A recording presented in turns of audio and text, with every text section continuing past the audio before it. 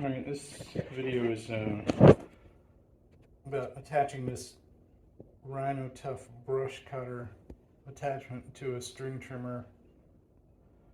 I got this Rino-Tuff at Home Depot, $19 plus tax. And it's got a sort of a universal fit. It says on here, straight shaft gas trimmers only. It's got a big red circle with a slash through the battery, but I'm going to put it on a battery powered DeWalt. This is an older model. I don't think they kept this in force for very long. It's 40 volt. It's it's probably pretty much the same as their current whatever multi-voltage ones, the 60 volt. They have different voltages.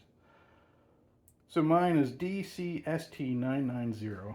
It's a 40 volt string trimmer, and the motor is there in the head, which a lot of people say you can't put these adapters on there, but I'm going to do it.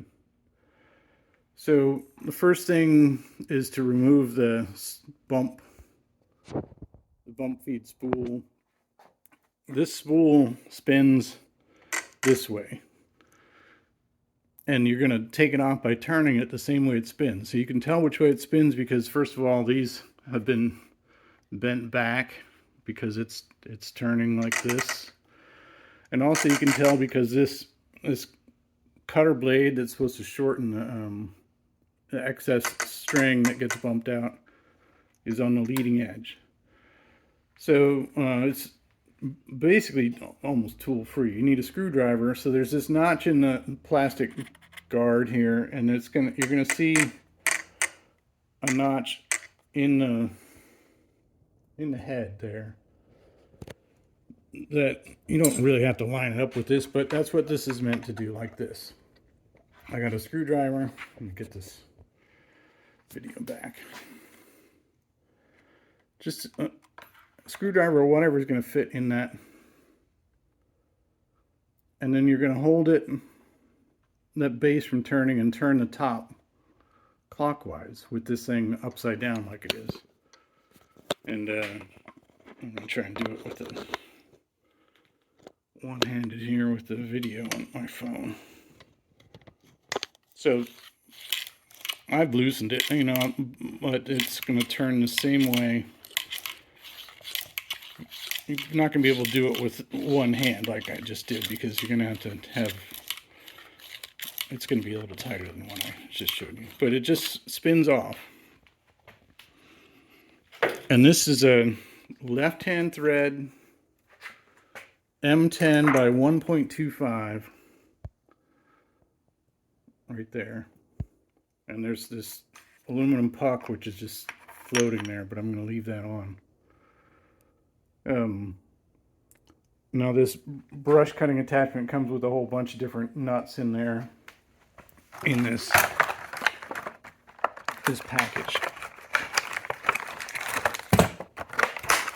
And then it's got a washer and a spacer and instructions. I'll back this up. The spacer is just in case you need it.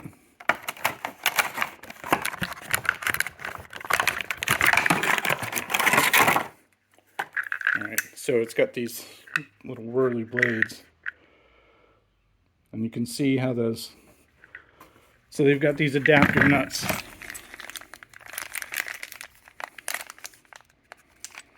That fit in there.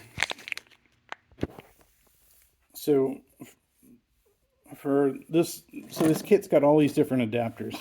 It's supposed to be sort of universal or multi-fit or whatever. I'm not going to use these studded ones. Now these three nuts are labeled. Is it number 3, number 1, and number 2. And in this kit, this number 2 is M10 by 1.25 left-hand thread. And I know that because I just fit it onto the stud. So you just figure out which one's going to thread on there. And the way it goes in here is drops in like that, and they want you to use this washer first. So washer goes on there, and then try and do this. So this is gonna, now I'm turning the opposite direction of how I removed it, removed the bump stop head, and now you can see that it's tight. And I'm going to put this, I'm going to turn this around again until I see the notch.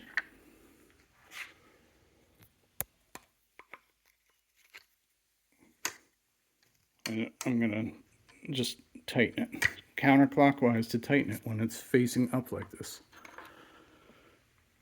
And that's all there is to it. So of course I'm going to tighten this better with two hands, just with that screwdriver in there to keep the base from spinning.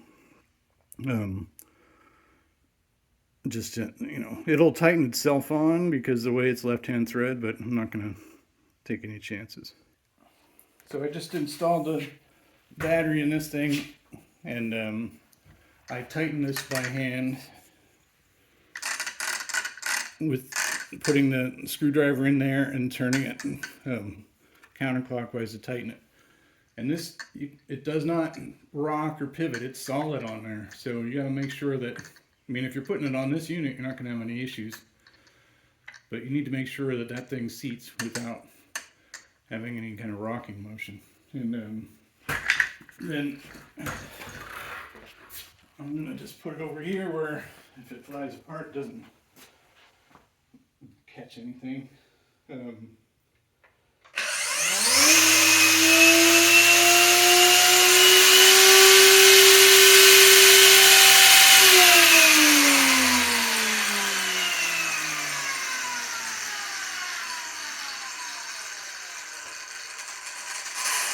That's pretty sweet. That's exactly what I wanted. It doesn't feel like it's out of balance at all.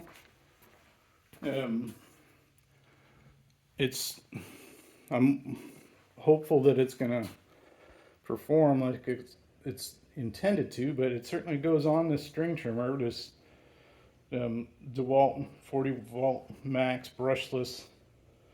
Like I mentioned, a lot of people say that these string trimmers, like if you read reviews on Amazon, that these string trimmers with the motor in the head, like this one is, don't work with these adapters, but this particular DeWalt does. It looks like it's got the regular type of stud. That M10 by 1.25 left-hand thread is common. And the 20 volt DeWalts and the 60 volt DeWalts and the 40 volt DeWalts are likely all made the same down there on that end. So 20 bucks, and the only tool I need was a screwdriver. Looking good.